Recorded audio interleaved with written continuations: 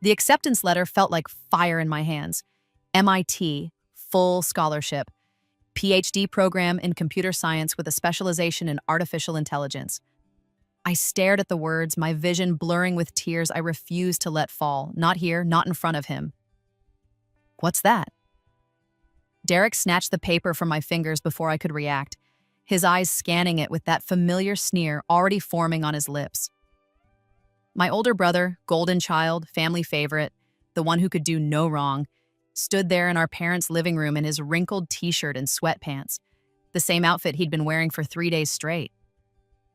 MIT, he laughed, that cruel bark that had haunted me through 2 lifetimes. They're really scraping the bottom of the barrel now, aren't they?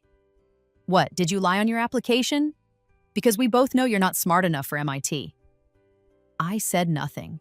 I'd learned that lesson the hard way in my first life.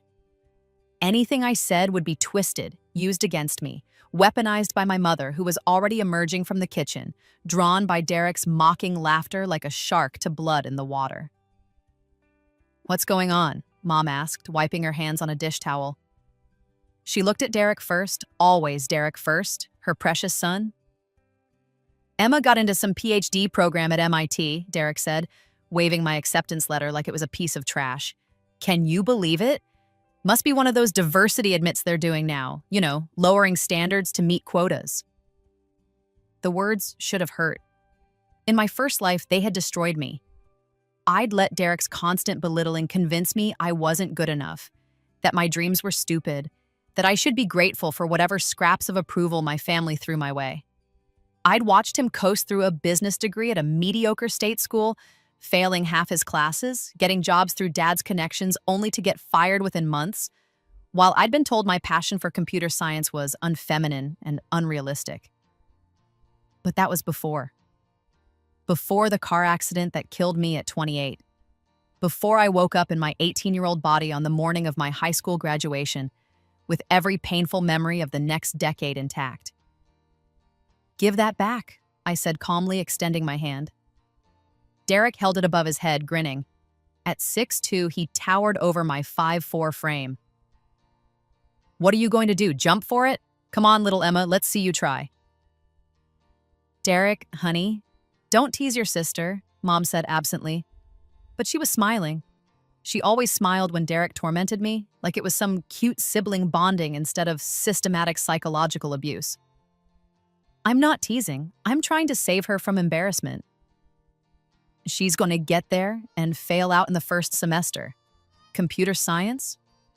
Emma?" He looked at Mom for confirmation of how ridiculous this was. "She can barely use her phone without asking for help." That had been true in my first life. I deliberately played dumb about technology around my family because every time I showed competence, Derek would accuse me of showing off and Mom would lecture me about not making my brother feel bad. So I'd hidden my abilities, made myself small and unthreatening, and suffocated my own potential to keep the peace. Never again. "Actually," I said, my voice steady despite the rage burning in my chest, "I taught myself Python, Java, C++, and JavaScript. I built 3 apps that are currently in the App Store. One of them has over 50,000 downloads. My senior project on machine learning applications in healthcare won the state science fair and is being considered for a patent. But you wouldn't know that because you've never once asked me about my interests or my achievements." The room went silent. Derek's smile faltered. Mom's eyes narrowed. "Don't get uppity, Emma," Mom warned. "It's not attractive. And it's certainly not going to help you at MIT when you're surrounded by people who are actually smart." "People like Derek?" I asked sweetly. "Who failed Introduction to Economics twice and had to switch majors 3 times before barely graduating with a 2.1 GPA in general studies?" Derek's face flushed red. "That's because the professors had it out for me. And anyway, grades don't matter in the real world. It's about connections, networking, social intelligence, things you'll never have." "Is that why you've been fired from 4 jobs in 2 years?" I asked. "Social intelligence? That's enough!" Mom's voice cracked like a whip. "How dare you speak to your brother that way? After everything this family has done for you?" everything they'd done for me. In my first life, that guilt had been my chains. They'd fed me, clothed me, kept a roof over my head, the bare minimum required by law, and acted like I owed them my entire existence for it. Meanwhile, Derek got a new car at 16, his college tuition fully paid, an apartment in the city, and a loan of $50,000 to start a business that failed within 6 months.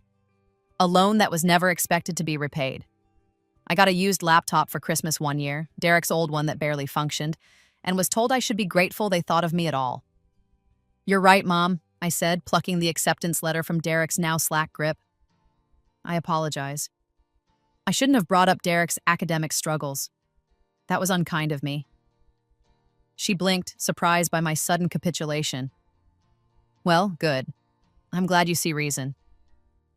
I'll be moving to Cambridge in August," I continued, carefully folding the letter and putting it in my pocket, away from Derek's reaching hands.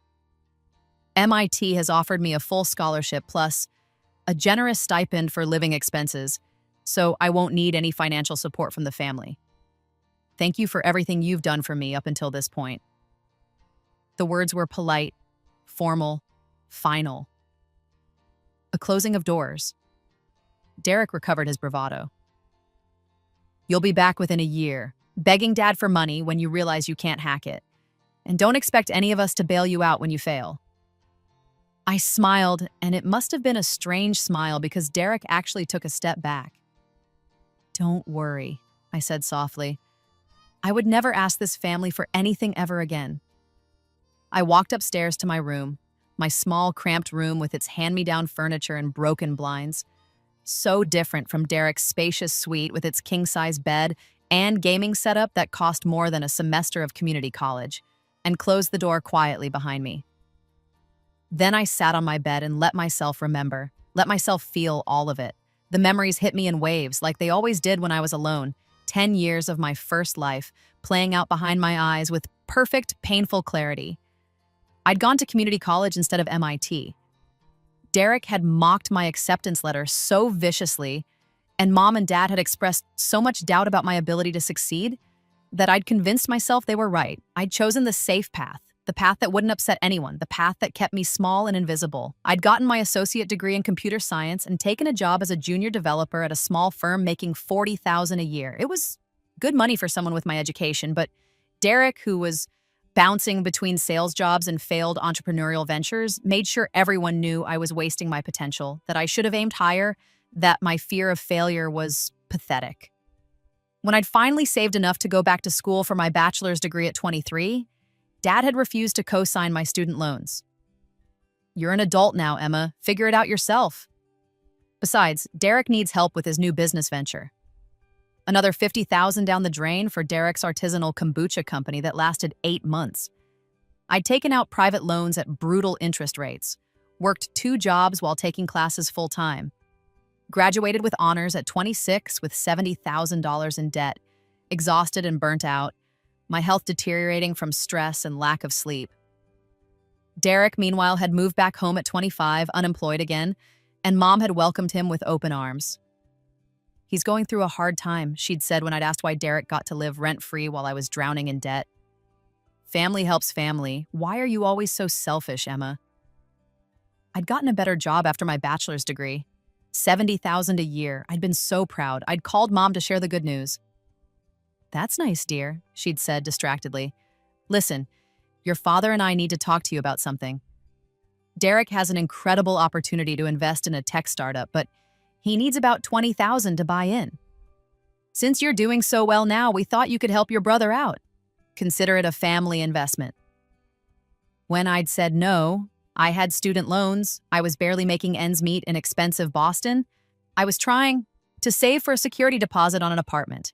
The freeze-out had begun. Calls went unreturned. Invitations to family events dried up. On the rare occasions I did visit, I was treated like an unwelcome guest in my own childhood home. Derek's startup had failed spectacularly within a year. He'd lost everything and declared bankruptcy. Mom and Dad had immediately given him another $40,000 to get back on his feet. I'd been 27 when I'd gotten the call. Mom's voice syrupy and false. "Emma, honey, we need to talk about your grandmother." Grandmother Rose had been my only ally in the family. She'd seen through Derek's charm and Mom's manipulation. She'd encouraged my interest in technology, slipping me programming books and telling me stories about the women who'd worked as human computers during World War II. In my first life, she'd been in a nursing home, and I'd visited her every week, despite my family's disapproval. "She's not doing well," Mom had said. "The doctors say she might not have much time left. She keeps asking for you, but Emma, the nursing home is very expensive. We're considering moving her to a state facility, but you know how those places are. If you could maybe contribute to her care just a few hundred a month?" I'd been stupid enough to believe them.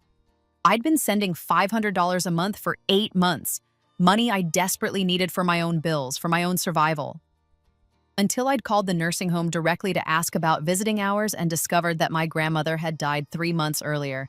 My family had been pocketing the money, using my grief and guilt to extract money from me to fund Derek's lifestyle. When I'd confronted them, Dad had actually laughed. "So what? She was our mother. That money would have been ours anyway when she died. You're just mad because you finally figured out you're not as smart as you think you are." I'd stopped speaking to them after that. Cut all contact, changed my number. It had been too late, though. The damage was done. I was emotionally destroyed, financially struggling, isolated, and alone. I'd been driving home from work one rainy evening, tired from a 12-hour day, when the truck ran the red light. I'd died on impact, or so I assumed. One moment I was swerving, the next I was gasping awake in my childhood bed on graduation morning, my high school diploma sitting on my desk, my acceptance letter from MIT buried under a stack of college brochures for community colleges that Mom had helpfully collected for me. For 3 days, I'd thought I was losing my mind. I'd tested my memories obsessively, looked up news articles that hadn't happened yet, checked the dates on my phone over and over again. But it was real. I was really here, really 18 again, with 10 years of brutal wisdom and a second chance. A second chance I was not going to waste. I spent the summer preparing. In my first life, I'd been timid, eager to please, desperate for my family's approval. This time, I knew the truth. I would never get their approval. Nothing I did would ever be good enough because the problem wasn't my achievements, it was that I wasn't Derek. So I stopped trying to please them. I got a job at a local tech company doing web development, leveraging my decade of experience in a resume that technically only showed high school graduation. They'd been skeptical until I'd demonstrated my skills in the interview, building a functional web app in 30 minutes that did exactly what they needed. I was hired on the spot at $25 an hour. I worked 50-hour weeks that summer, saving every penny. I avoided my family as much as possible, claiming I was always at work or studying. It wasn't hard. They barely noticed my absence. Derek was home, unemployed and aimless as he'd been in the first timeline, and he monopolized all of Mom and Dad's attention with his grand plans and elaborate excuses for why none of his job applications were panning out. "The economy is rigged against people like me," I heard him tell Dad one evening. I was passing by the living room on my way to my room, invisible as always. "These companies want robots, not creative thinkers. They want people who'll just follow orders, not innovators." "You're absolutely right, son," Dad agreed. "You're too talented for these corporate drone positions. You need something that challenges you, that values your unique perspective." I wondered if they'd say the same things in 8 years when Derek was 30 and still unemployed, still living at home, still blaming everyone but himself for his failures. Probably. They'd certainly never held him accountable before. I also started documenting everything. Every snide comment, every put-down, every instance of blatant favoritism. I kept a journal, backed up to an encrypted cloud server I'd set up. Insurance, in case I ever needed it. In July, Mom announced that she and Dad were taking Derek on a trip to Europe. "A graduation present," she explained over dinner. "He's worked so hard these past 4 years. He deserves a celebration." "What about Emma?" Grandmother Rose's voice was sharp. She'd come for dinner, her first visit in months. At 85, she was still sharp as a tack, her eyes missing nothing. "She graduated too. She's going to MIT. Doesn't she deserve a celebration?" Mom waved a hand dismissively. "Emma's fine. She doesn't need constant validation like some people. Besides, the trip is already booked. There's no room for her." Then perhaps you should have considered both your children when making plans, Grandmother Rose said coldly. But I suppose Emma is used to being an afterthought in this family. Mother, that's not fair, Dad protested weakly. We love both our children equally. Then why is Derek getting a $10,000 trip to Europe while Emma gets nothing? Grandmother Rose demanded. Emma is getting a full scholarship to MIT, Mom said, her voice tight with irritation. I think that's celebration enough. And frankly, Mother, I don't appreciate you coming into my home and criticizing my parenting. We've done our best with what we have. Grandmother Rose stood up, her movement stiff with age and anger. Your best has always been rather selective, hasn't it? She turned to me. Emma, dear, walk me to my car. Outside in the driveway, she took my hand. Her skin was papery thin, covered in age spots, but her grip was strong. You're going to do great things, she said quietly. Don't let them convince you otherwise. Don't let them make you small. In my first life, these had been some of the last words she'd said to me before her health declined.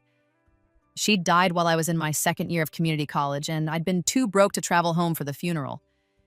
Derek had used the inheritance she'd left me, $20,000, to pay off his credit card debt, and my parents had let him, saying Grandma would have wanted to help him. This time would be different. Grandma, I said carefully, I need to tell you something important.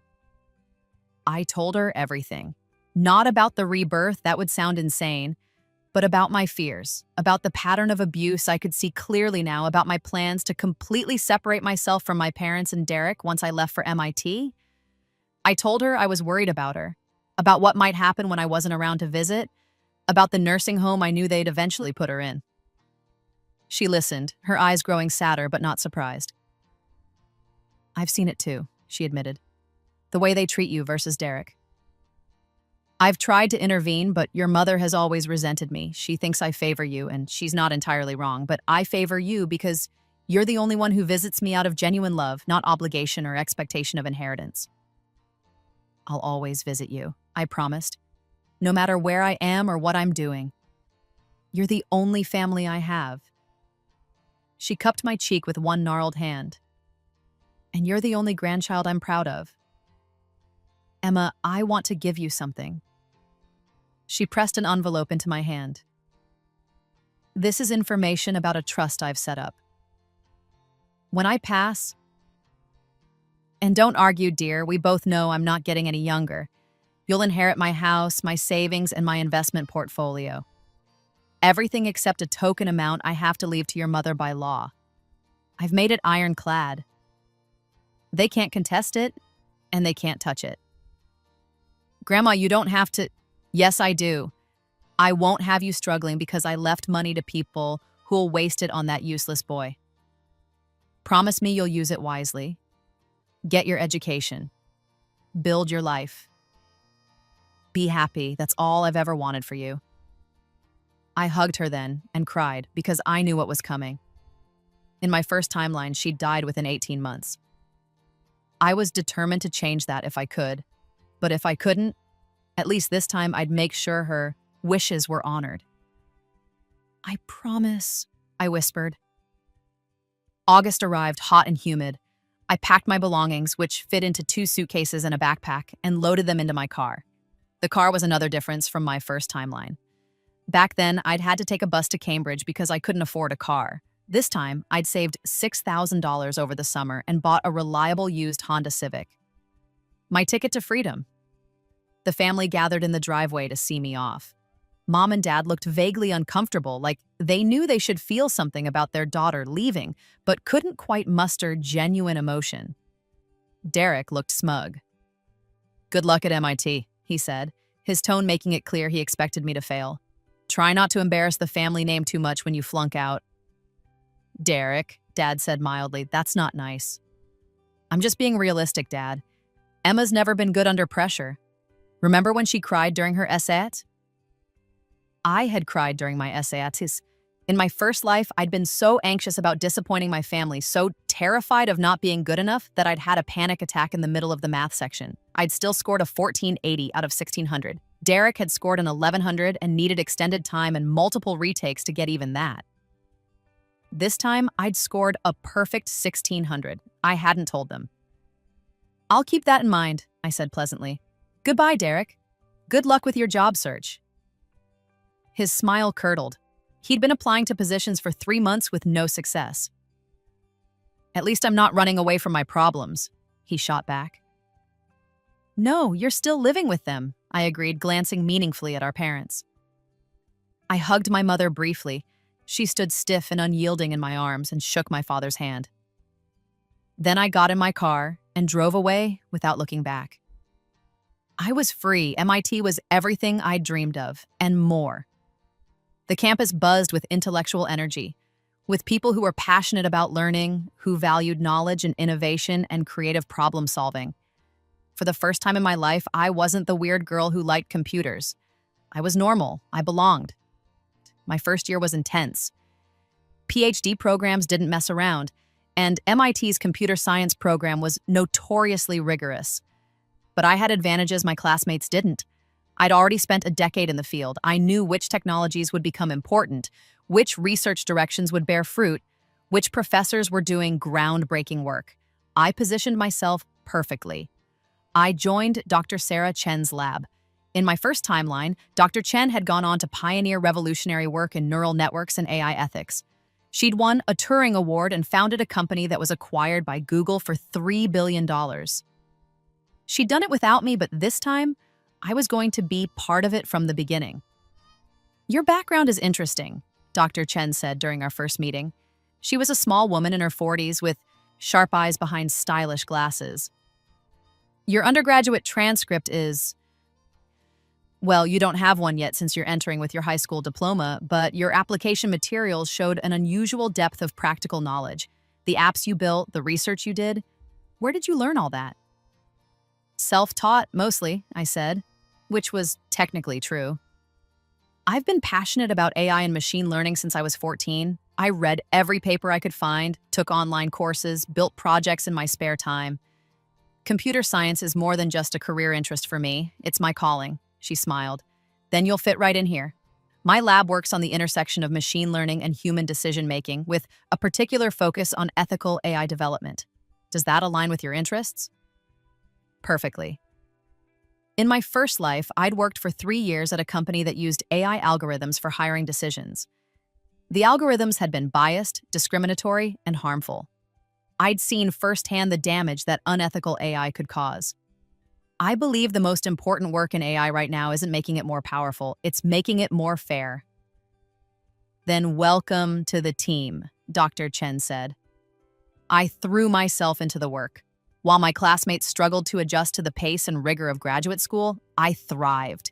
I published my first paper by December, a meta-analysis of bias in hiring algorithms that made waves in the field. I presented at a major conference in January. By the end of my first year, I'd co-authored 4 papers and had a standing offer from Google for a summer internship. And through it all, my family was blessedly silent. No calls, no emails, no contact. It was glorious. Until the end of my second year when Mom finally reached out. The email was breezy and casual, as if we talked every week instead of having been completely estranged for 2 years. "Dear Emma, hope MIT is going well. We're all so proud of you. Derek has some exciting news. He's finally found his calling in sales and is doing wonderfully at a medical device company. He'd love to tell you all about it.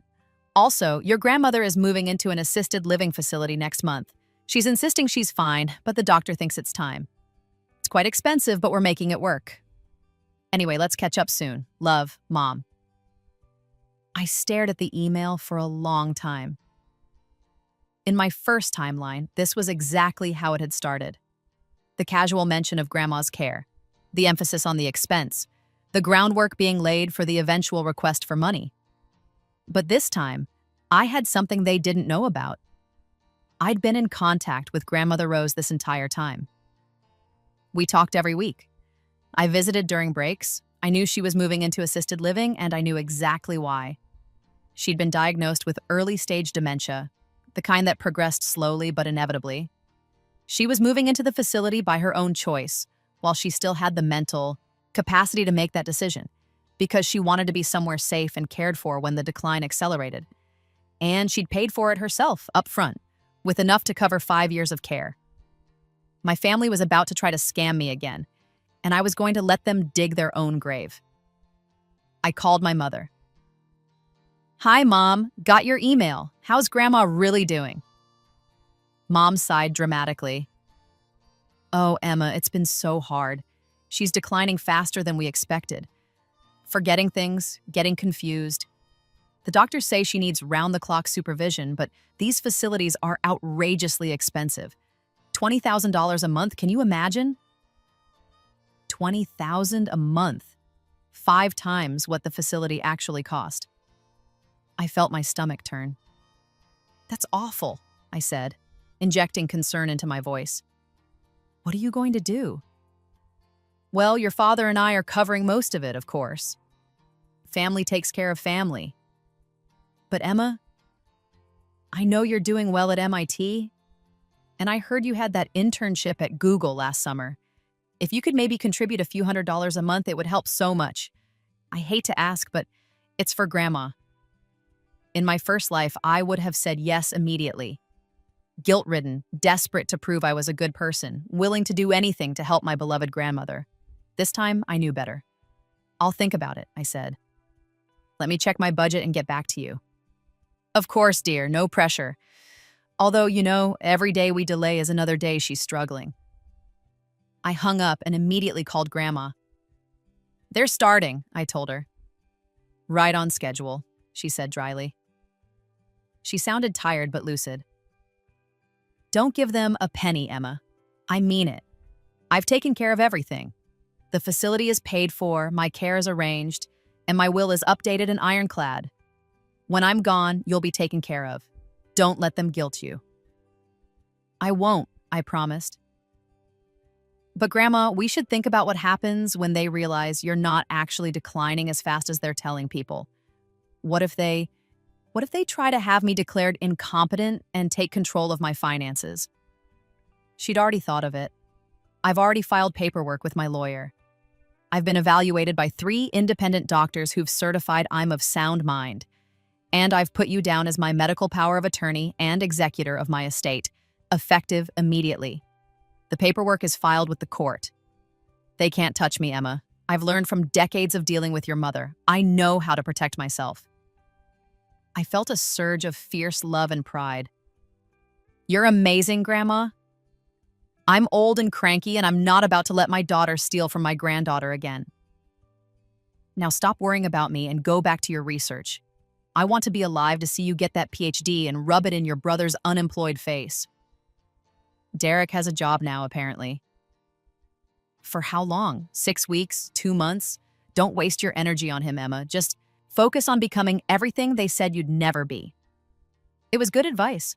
The money requests from my mother escalated over the next 6 months. First, a few hundred a month for Grandma's care. Then 1,000 because unexpected medical expenses came up. Then 2,000 because the facility is threatening to discharge her if we can't keep up with payments. I sent nothing. Radio silence.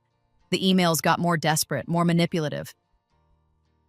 "Your grandmother is crying, asking why you won't help her. Derek has been sending money even though he can barely afford it.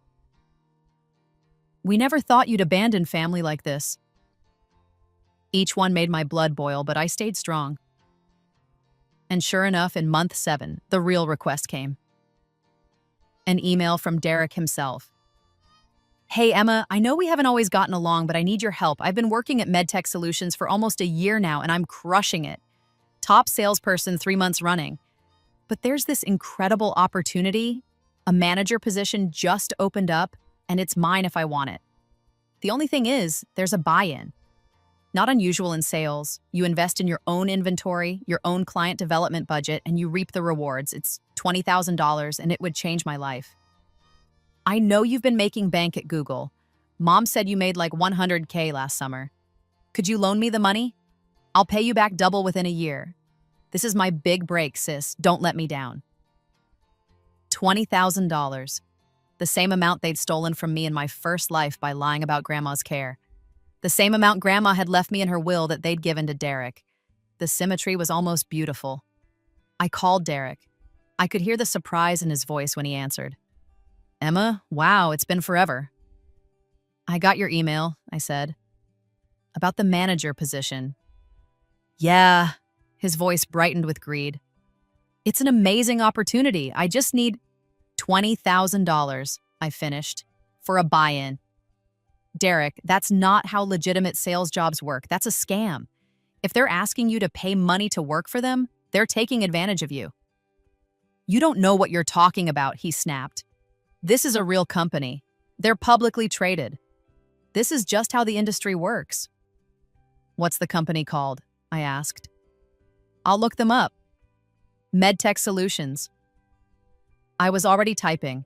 Google search, company website, BBB listing.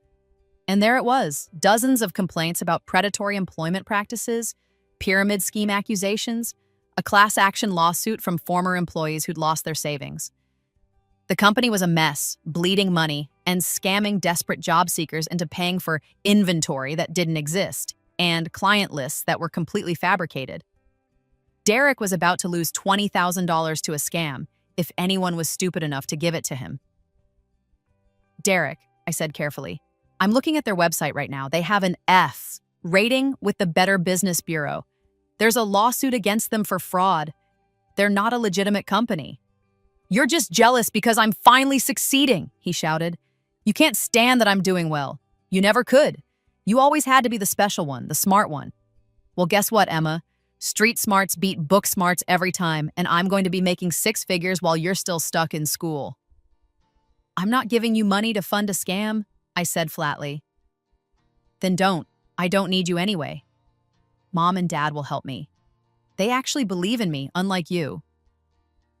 He hung up.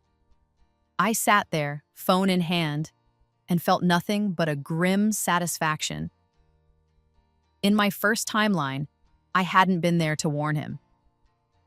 He'd lost $20,000, money our parents had borrowed against their home equity to give him, and the company had folded 3 months later.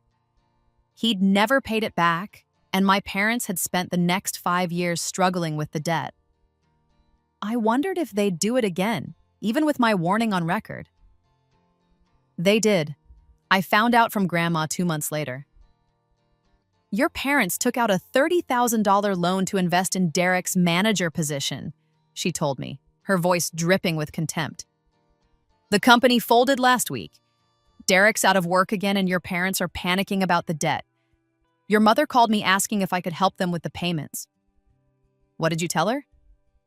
I told her that I'm an old woman on a fixed income living in an assisted care facility, and if she'd managed her money better, instead of throwing it all at her useless son, she wouldn't be in this position. Then I hung up on her. Grandma's voice held a savage satisfaction. She hasn't called back. I couldn't help but smile. Grandma, you're my hero. I'm a cranky old woman who's tired of watching her daughter make the same stupid mistakes over and over again. But Emma, I need to tell you something. Her voice shifted, became more serious. I'm updating my will again. I'm leaving everything to you, the house, my savings, my investment portfolio. It's worth about $800,000 in total. I've set it up so that your mother gets exactly $1. That way she can't claim she was accidentally excluded. And I've written a letter explaining exactly why I'm disinheriting her, which will be read at the will reading. I want you to be prepared for the fallout. My chest felt tight. $800,000? I invested well over the years, and I want you to have it. Use it to finish your PhD without debt. Use it to start your life. Use it for anything you want, as long as it makes you happy. You're the only one who deserves it, Emma. Grandma, my voice cracked. Thank you for everything, for believing in me, for protecting me. Thank you for being someone worth protecting, she replied softly. Now stop crying and go cure cancer or invent the next iPhone, or whatever it is you brilliant young people do. Grandma passed away, in her sleep 6 months later, peacefully and without pain. I flew home for the funeral, my heart breaking but also grateful she'd gone gently. The funeral was a nightmare. Mom cried theatrically, dabbing at dry eyes. Dad stood stoic and uncomfortable. Derek looked bored and kept checking his phone. "It's so tragic," Mom wailed to the assembled guests. She was such a wonderful mother, and she was so proud of both her grandchildren, Emma at MIT and Derek in his new business venture. Derek had started another business, this one selling drop-shipped fitness equipment online. I gave it 6 months before it collapsed. After the burial, the lawyer gathered us for the reading of the will. The lawyer was a severe woman in her 60s named Patricia Brennan. She'd been Grandma's attorney for 20 years, and I suspected had drafted some very specific language at Grandma's request. "This is the last will and testament of Rose Margaret Sterling," Patricia began. She looked directly at my mother. Rose was very specific about her wishes and very clear about her reasoning. She had me record a video of her explaining her decisions while she was of sound mind and body, which I have here if anyone wishes to contest. Mom's face went pale. Patricia continued, "To my daughter, Catherine Sterling, I leave the sum of $1. To my son-in-law, Michael Sterling, I leave nothing, as he is not a blood relation and has no legal claim to my estate. To my grandson, Derek Sterling, I leave nothing." Derek jumped to his feet. "What? That's insane. She's leaving us nothing?" "Let me finish," Patricia said coldly. "To my granddaughter, Emma Sterling, I leave the entirety of my estate, including my home at 432 Maple Street, my investment portfolio currently valued at $650,000, my savings accounts totaling $150,000, and all personal property therein. The total estate value is approximately $800,000. The silence was deafening. Then Mom exploded. "This is outrageous." Mother was clearly not in her right mind. She had dementia. She was confused, easily manipulated. Emma must have coerced her into changing the will. "I'll contest this. I'll take this to court." Patricia pulled out a tablet and calmly pressed play. Grandma's face appeared on the screen, recorded just months before her death. She looked directly into the camera with perfect clarity. "To whom it may concern," Grandma said, her voice strong and steady. "I am Rose Margaret Sterling, and I am of sound mind and body. I have been evaluated by 3 independent physicians who will testify to my mental competence. I am making this recording to explain why I have chosen to disinherit my daughter Catherine and exclude her family, with one exception, from my will. For 35 years, I have watched Catherine show blatant favoritism to her son Derek while neglecting, belittling, and emotionally abusing her daughter Emma. I have watched her enable Derek's failures, fund his irresponsible ventures, and make excuses for his lack of ambition while holding Emma to impossible standards and offering her no support whatsoever. I have watched my daughter lie to Emma about my health and care needs in order to extract money from her. Yes, Catherine, I know about that. Emma told me everything, and I confirmed it with the nursing home. You told Emma I was dying and that you needed money for my care while I was perfectly healthy and my care was already fully funded. You stole from your own daughter, using me as bait. That is unforgivable. I have watched Derek fail at every endeavor he's attempted, and I have watched Catherine and Michael throw money at him that they don't have, enabling his complete lack of accountability. The fact that Derek is 35 years old, has never held a job for more than 8 months, and still lives with his parents speaks volumes about his character and their parenting. Emma, by contrast, is earning her PhD at MIT. She works hard, she's brilliant, she's kind, and despite everything her family has done to undermine her, she has succeeded. She is the only member of my family who has visited me regularly, called me weekly, and shown genuine love and care for me. She is the only one who deserves my support. So to be absolutely clear, I am leaving my estate to Emma because she has earned it through her character and her love.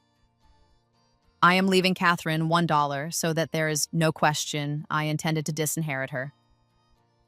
And I am leaving Derek nothing because he has been given more than enough already and squandered every opportunity. If you are watching this video, it means someone is contesting my will. Save yourself the money and the embarrassment. This will is ironclad, recorded while I was of sound mind, and I have multiple medical evaluations to prove my competence. You will not win. You never could win because you never deserved to. The video ended. My mother's face was purple with rage. Derek looked like he'd been slapped. Dad just stared at the floor. "Would anyone like to contest the will?" Patricia asked with professional calm. Mom opened her mouth, then closed it. She looked at me with pure hatred. "You poisoned her against us. You turned our own mother against her family." "No," I said quietly. "You did that yourselves. Every time you chose Derek over me. Every time you mocked my dreams and told me I wasn't good enough. Every time you took advantage of my love for Grandma to steal money from me. You built this, not me. I just finally stopped letting you get away with it." "You'll regret this," Derek snarled. "When you're alone and miserable with no family, you'll regret pushing us away." I looked at him, my brother who had tormented me my entire life, who had never once been happy for my success, who had laughed when I said I wanted to go to MIT. "Derek," I said calmly, "I have a family. I have friends, colleagues, mentors who value me and support me. I have people in my life who celebrate my victories instead of trying to tear me down. I had Grandma, and even though she's gone, I have her love and her belief in me. What I don't have, what I finally blessedly don't have, is you." I turned to my parents. I'm done. I'm done being your scapegoat, your backup bank account, your disappointing daughter. I'm done pretending we're a functional family when all you've ever done is hurt me. Grandma's estate will pay off my student loans and give me a financial foundation to build my life. The life she believed I deserved. I'm going to honor her memory by living well and being happy. Something none of you ever wanted from me. I walked out of that lawyer's office and never looked back. The next 3 years were the best of my life. I used part of Grandma's inheritance to pay off the modest student loans I'd accumulated and invested the rest. I focused entirely on my research, working with Dr. Chen to develop ethical frameworks for AI development that would eventually become industry standard. I defended my dissertation in my 5th year, a comprehensive analysis of bias in machine learning systems with practical frameworks for mitigation. It was published by MIT Press and became required reading in AI ethics courses across the country. I graduated with my PhD at 26, 3 years younger than I'd been when I died in my first life. Google offered me a position as a senior research scientist with a starting salary of $350,000 plus stock options. I accepted. Within a year, I was leading a team of 15 researchers. Within 2 years, I was promoted to principal scientist. Within 3 years, my work had been cited over 10,000 times, and I'd been invited to keynote at major AI conferences around the world. I bought a beautiful condo in Palo Alto with a view of the mountains. I traveled to Japan, New Zealand, Sweden, and South Africa. I dated, fell in love, had my heart broken, and fell in love again. I built a life full of people who valued me, respected me, and celebrated my success. I never once heard from my family, until 5 years after Grandma's funeral, when I received an email from Derek. "Hey, Emma," it started in that false, casual tone he'd always used when he wanted something. "Long time no talk. Hope you're doing well. I'm reaching out because I'm in a tough spot and I thought maybe you could help. I know we haven't been close, but we're still family, right? I lost my apartment and I'm crashing on a friend's couch. I just need a small loan to get back on my feet. $5,000 would change my life. I know you're making good money now at Google. I promise I'll pay you back. Please, Emma, I'm desperate." I stared at the email for a long moment. In my first life, if Derek had sent me something like this, I would have agonized over it, felt guilty, maybe even sent the money despite knowing I'd never see it again. This time, I felt nothing but a distant pity. I wrote back, "Derek, I wish you the best in finding a solution to your situation. However, I won't be providing financial assistance. I encourage you to seek help from the family members who spent 30 years enabling your poor decisions and teaching you that other people would always bail you out. Good luck." I hit send and blocked his email address. 2 months later, I received a Facebook message from an account I didn't recognize. When I opened it, it was Mom. "Emma, I can't believe you would abandon your brother when he needs you most. He's homeless. He's struggling. And you have so much money now, so much success. We know you're making $500,000 a year at Google. Would it kill you to help him? After everything we did for you, raising you, supporting you, you owe us. I read the message 3 times, feeling a surreal sense of detachment. They really believed this. They really thought that the bare minimum of parenting, not actively starving or beating me, meant I owed them my loyalty and my money for the rest of my life. I wrote back one final message. You're right that you raised me. You gave me food, shelter, and clothing, the legal minimum required by law. What you didn't give me was love, support, encouragement, or belief in my abilities. You spent 30 years telling me I wasn't good enough, that my dreams were stupid, that I would fail. You gave Derek every opportunity and me nothing but criticism. You taught me that I couldn't rely on family, that I had to earn everything myself, that nobody would ever help me. You taught me to be independent, self-sufficient, and ruthless about protecting my own interests. Congratulations, I learned those lessons well.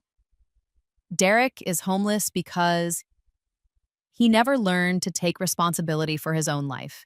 He never learned because you never taught him.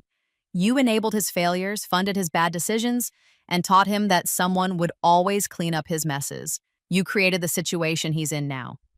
I owe you nothing. I owe Derek nothing. The only person I owed anything to was Grandma Rose, and I honored that debt by becoming exactly what she believed I could be. Do not contact me again. I blocked her on every platform I could think of, changed my phone number, made sure my home address was unlisted. I built a wall between myself and them that was absolute and impenetrable, and I lived my life. 7 years after my PhD graduation, I was invited to give the keynote address at MIT's commencement ceremony. It was one of the highest honors in academia, being asked to inspire the next generation of graduates from one of the world's most prestigious institutions. I stood at the podium, looking out at thousands of faces in the audience, and told my story. Not all of it. Some wounds were too personal to share, but enough. I talked about being underestimated, about having my dreams mocked by the people who were supposed to support me, about the choice to believe in myself even when nobody else did. The world will tell you that you're not good enough, I said.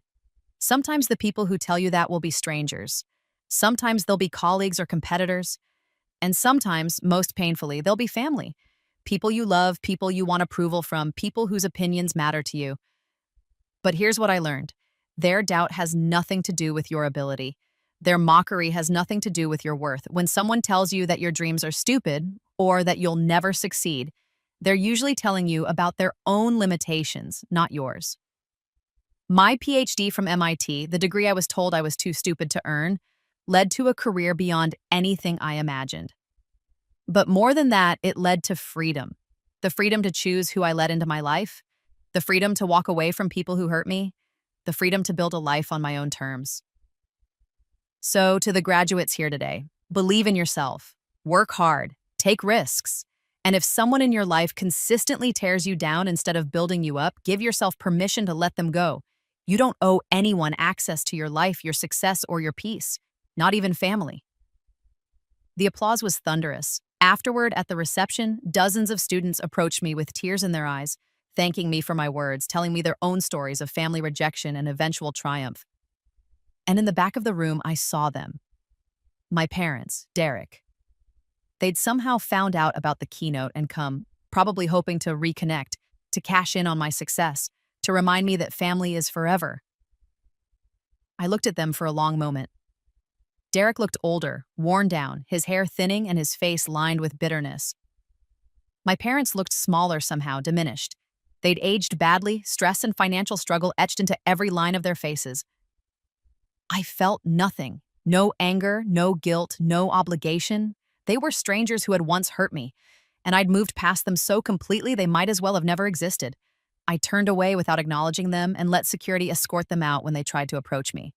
That night, I went to dinner with Dr. Chen and a group of colleagues. We laughed, shared stories, celebrated each other's successes. This was my family now. People who had earned their place in my life through love and respect and genuine care. Later, alone in my hotel room, I thought about my first life. the girl I'd been, scared, desperate for approval, willing to shrink herself to fit into a family that would never value her. She'd died in a car accident at 28, exhausted and alone and convinced she'd failed. But she'd given me a gift, the knowledge of exactly how not to live. The clarity that comes from seeing your entire life laid out and recognizing all the moments where you chose wrong, where you let fear guide you instead of courage.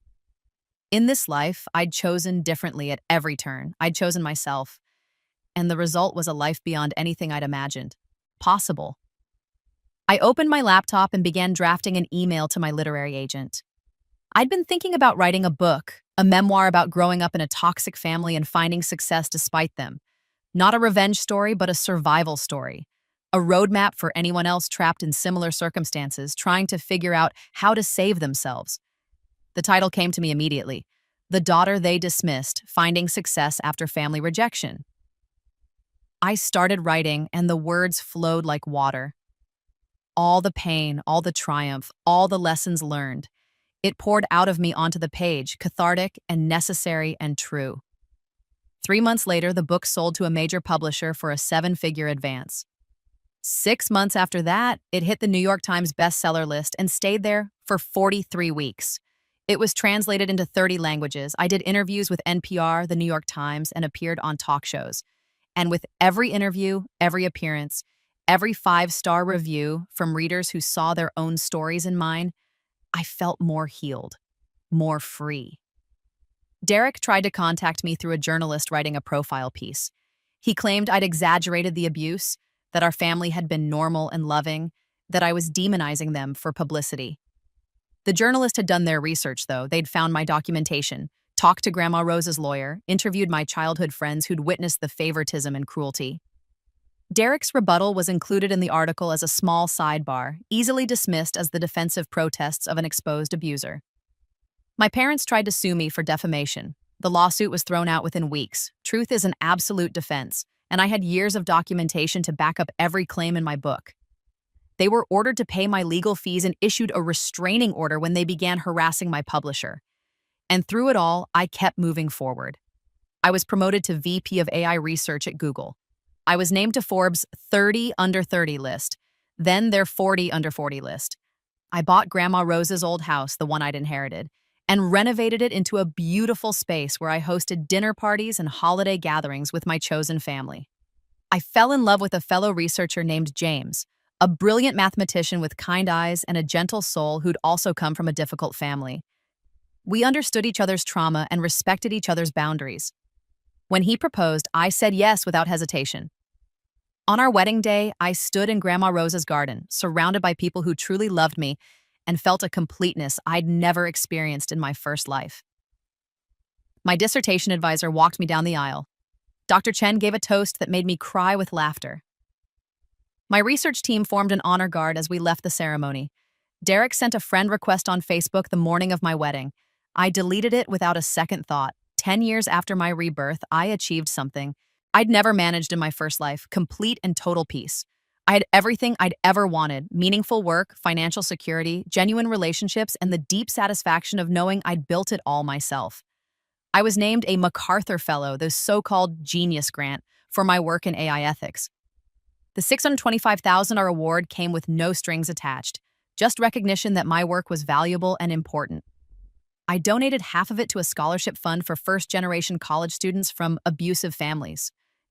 Derek, I learned through the grapevine, was working at a call center making $15 an hour. He'd declared bankruptcy twice.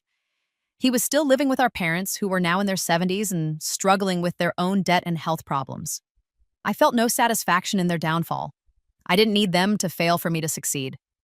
Their struggles were simply the natural consequences of their own choices, playing out exactly as they'd always been destined to do. But I'd be lying if I said there wasn't a certain poetry to it. Derek had laughed at my college major, told me I'd never amount to anything, predicted I'd fail out of MIT within a semester. He'd been so confident in my inadequacy, so secure in his own superiority. And now I had a PhD from MIT, a VP position at one of the world's most powerful companies, a best-selling book, a MacArthur Fellowship, and a life full of love and purpose and joy. while he was unemployed, broke, and living in his childhood bedroom at 40 years old. The universe, it seemed, had a sense of humor. On the 10-year anniversary of my rebirth, though only I knew it was an anniversary, I went to visit Grandma Rose's grave. I brought flowers, sat on the grass beside her headstone, and told her everything. "I did it, Grandma," I said softly. "Everything you believed I could do, I did it. I got my PhD. I built a career. I wrote a book. I found love. I'm happy. Really, genuinely happy in a way I never was before." The wind rustled through the trees, and I imagined it was her voice telling me she was proud. "Thank you," I whispered, "for seeing me when nobody else did, for protecting me, for giving me the resources to build this life. I wouldn't be here without you." I stayed for an hour, just sitting in the sunshine, feeling grateful for second chances and old women who loved fiercely and the courage to choose yourself, even when it costs you everything. When I finally left, I felt lighter than I had in years. All the anger, all the resentment, all the pain of my first life, it was gone, healed, transmuted into something better. I'd won. Not because Derek had lost, though he had, but because I'd refused to let his mockery define me. I'd refused to let my family's cruelty make me small. I'd taken every doubt they'd ever expressed about me and used it as fuel to prove them wrong. And in doing so, I'd discovered something important. The best revenge isn't making your abusers suffer. It's building a life so good, so full, so successful that they become irrelevant. It's reaching a point where their opinions don't matter because you've surrounded yourself with people whose opinions do. It's being so genuinely happy that when they finally try to come crawling back, and they always do, you can look at them and feel nothing but pity. That was my revenge. That was my victory. Not Derek's unemployment or my parents' struggles, but my own complete and utter freedom from needing them at all. I drove home to my beautiful house where my husband was cooking dinner and my dog was waiting at the door, and my life was everything I'd ever dreamed it could be. And I lived happily ever after. Because sometimes the best stories aren't about the villain getting what they deserve. They're about the hero getting what she deserves instead. And I deserved all of this, every bit of it. Finally, after 2 lifetimes, I believed that.